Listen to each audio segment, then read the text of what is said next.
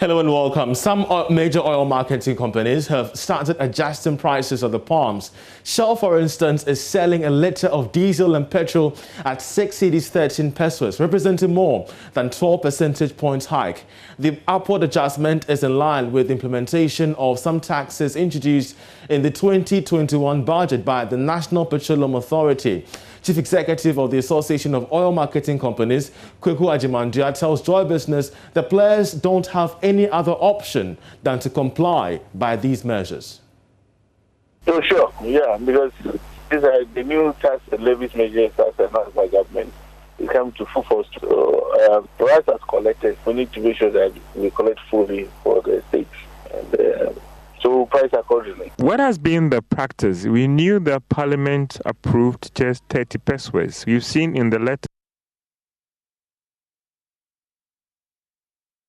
Well, other oil marketing companies are expected to follow suit with similar adjustments this morning, of course, till the end of the week. The increase, which could be the highest in recent times, could trigger negotiations for an increase in transport fares. Currently, there is an ongoing emergency meeting between the OMCs and the Energy Minister on this development. The Executive Secretary of the Chamber of Petroleum Consumers, COPEC, Duncan Amoam, has hinted that a nationwide protest could, blow up should meetings with the Energy Minister not yield in their interest. Let's put up a statement that he issued to this effect, stating that it is our hope that the Energy Minister will take in a keen interest in this matter, will without fail slash some of the needless margins and taxes being slapped on Ghanaians left, right and center to bring the prices we are seeing down. We shall know our next line of action, possible demonstrations after today's meeting at the ministry, whether the MP's arbitrariness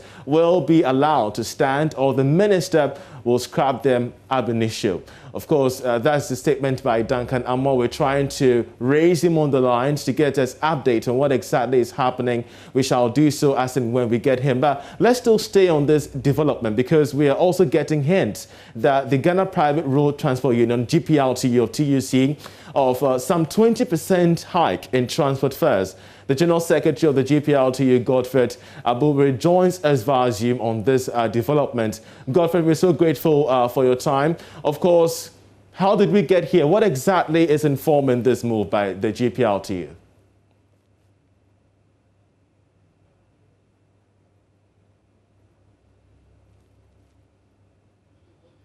Do we have Godfred?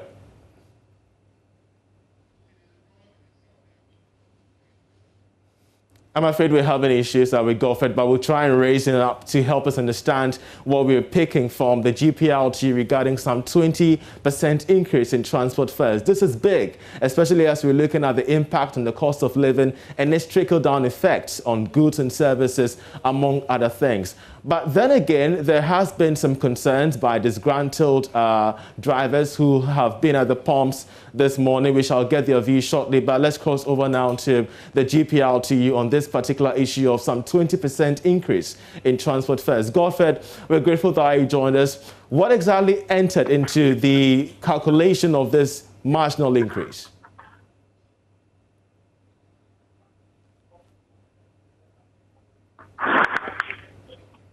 Hello, Godfred. Hello. Hello, Godfred. Can you hear me? Can you hear me? Yeah, loud and clear.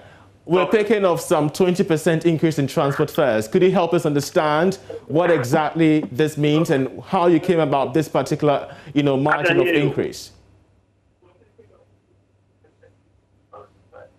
Godfred, could you hear me? Yeah, I can hear you. All right, so we're hearing about the 20% increase in transport fares. Tell us more about that. It is not categorically as you have stated that we are saying 20%. It is expected. It's something that you're expecting, you're contemplating about? What we are saying is that the factors that we had considered earlier before the recent another fuel hike, we are saying that we will revert back to the meeting tomorrow with the transport ministry and then to decide as to the margin of increment that we are going to expect on our fares. We will do all these ones.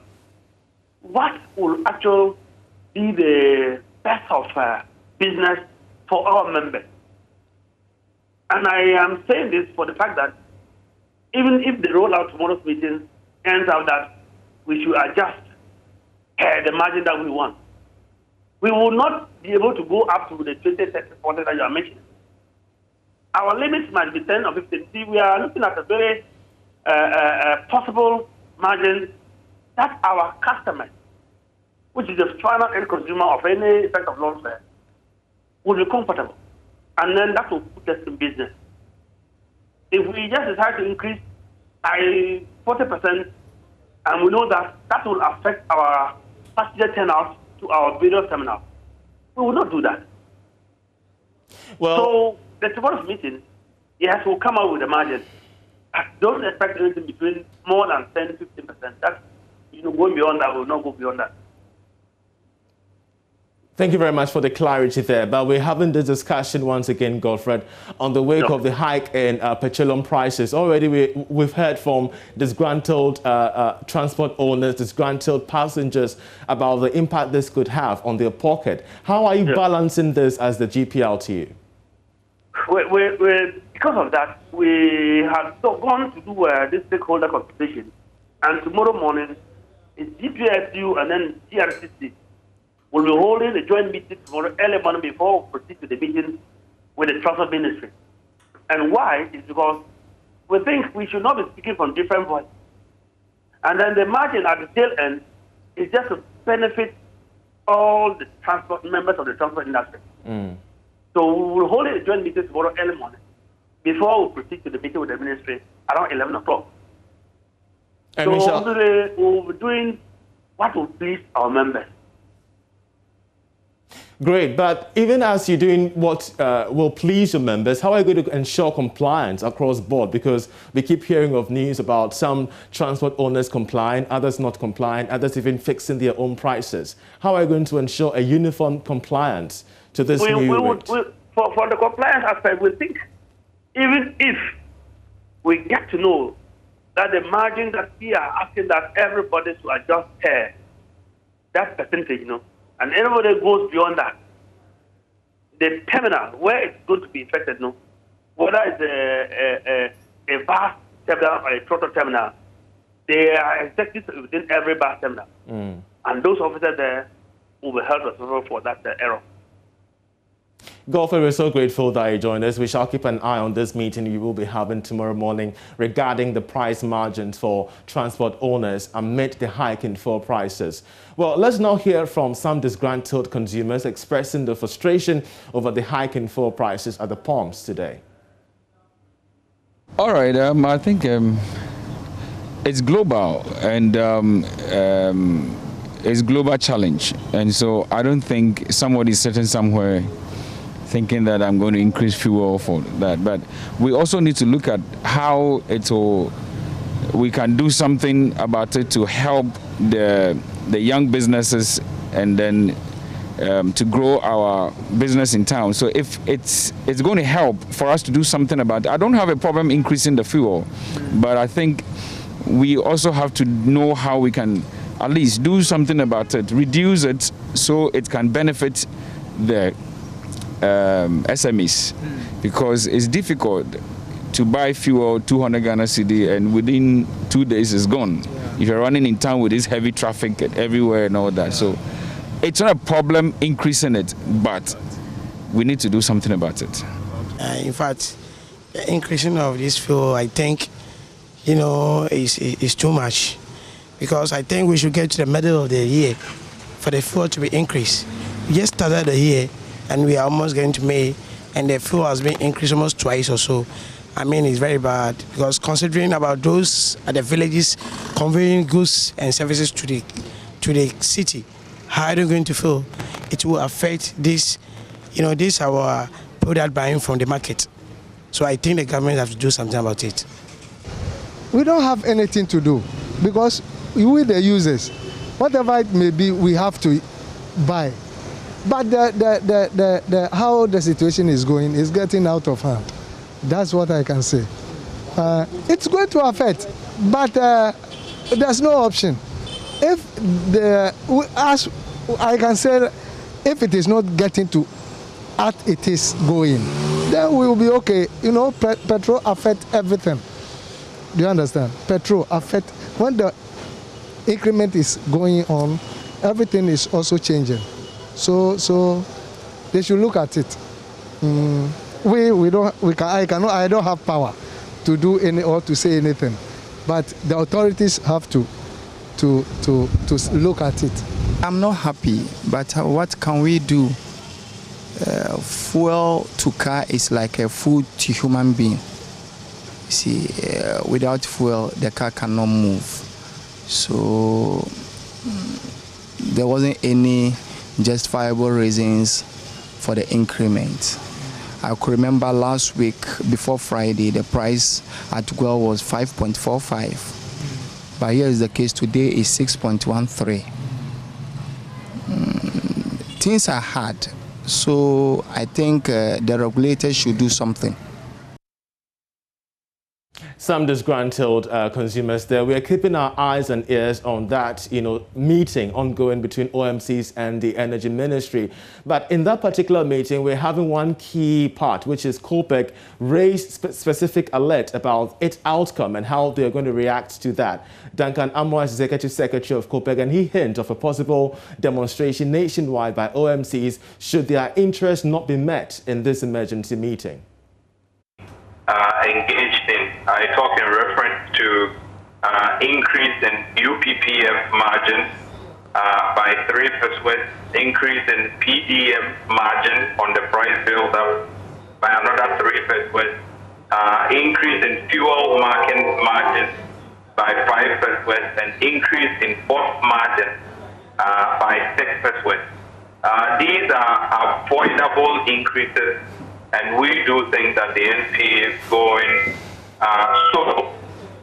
It's taking to the NPA now arrogating the power of imposing direct taxes on the people, because these are charges not going to be borne by the industry, but by the truck driver. And we do think that that whole NPA Act 691 of 2005 would need to be looked at again, that the NPA unilaterally have the mandate to slap these charges on Ghanaians as well, or it would also have to go through the very processes that even the finance minister goes through whenever he needs to get a little more money by way of taxation. So clearly, we think that what the NPA has done is needless.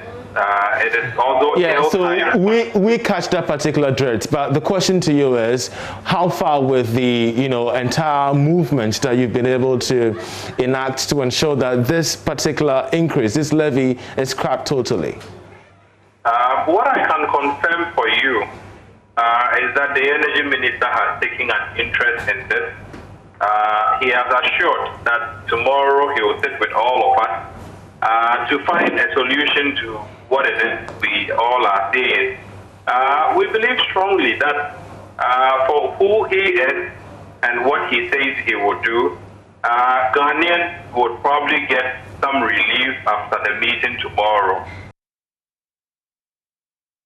And we shall be keeping an eye on this as it plays out, the meeting between OMCs and that of the Energy Ministry, together with the GPLTU's meeting tomorrow regarding the price build-up in transport first. We shall be keeping an eye on this one strictly. But away from petroleum matters, Agri-House Foundation and Agricultural Advocacy Agency, in collaboration with the Ghana Poultry Project, has organized the maiden edition of the Ghana Chicken Festival. Now, the Ghana Chicken Festival is a particular project that aims to promote the patronage and consumption of locally produced chicken. There's more in this report. The Ghana Chicken Festival was held on Monday, 3rd May 2021 at the Coconut Grove Regency Hotel in Accra. The event provided a platform for industry players in the poultry value chain to interact and advocate for more consumption of locally produced chicken. I'm Augustine Amankwa, CEO of Amas Farms Limited. This chicken festival will help us a lot as a farmers, especially the broiler processors. Simple because the competition is great. About 95 to 98% of chicken we are using in Ghana here is from abroad. and then the Ghanaians, we are producing only 5%, which is very bad. So we need to participate in certain activities so that to promote what we are producing here. I know one statistic shows that the Ghanaians, about 70% of Ghanaians need local chicken, but they can't afford. So if we have this kind of festival, I think it will help us to educate Ghanaians to buy a cheap chicken to eat, and then you have a problem. It's better you buy expensive one and have a healthy health. Founder of AgriHouse Foundation, Alberta Kosa, explains the rationale behind the Ghana Chicken Festival. We look at the gaps within the chain and see what we can do at AgriHouse in terms of contribution to raise that awareness and also drive attention to that sector. We realize there's been a lot of, for the last 2-3 years, we've been working with the Ghana Poultry Project to promote the East Ghana chicken. And we thought this is the most appropriate time to bring it directly to our homes, to make it more relatable to people by bringing in advocates like this to have a fun-filled day, but still a learning experience for people to appreciate what our farmers are doing. Program coordinator for Ghana Poultry Project, Asio Mebieko, says the collaborators intend introducing the festival in other parts of the country and ensure its celebration within a time frame. There's a first festival of many to come. We intend to develop this into an annual event or semi-annual or quarterly event. We also want to take this across the country where all cities, all regional capitals can benefit from such a linkage event. The event was climaxed by a cooking competition among CEOs and media personalities. Kafri Day, a media practitioner, won the cooking competition. He believes the initiative is a good one to promote the local poultry industry. This is the kind of event that will throw more light on the issues. Ghana poultry has been in the news for a long time, and it's always been a poor, it's almost like it's a sob story. We are complaining, the statistics are not working for us. We are competing with chicken from all around the world, but this will actually throw some light onto the issues, and it's a family event. Children are here, families are here, businesses are here. So it's a great collaboration amongst all the partners to throw a light on issues of poultry and chicken agriculture. And I'm glad that something like this has happened. It should continue, because people learn when it's not just very serious, but it's almost like an edutainment thing, education and entertainment. Now, the Ghana National Chamber of Commerce and Industry is calling on the Bank of Ghana to institute specific policies to bring out packages, stimulus packages for companies. We have details on this one after this break this day.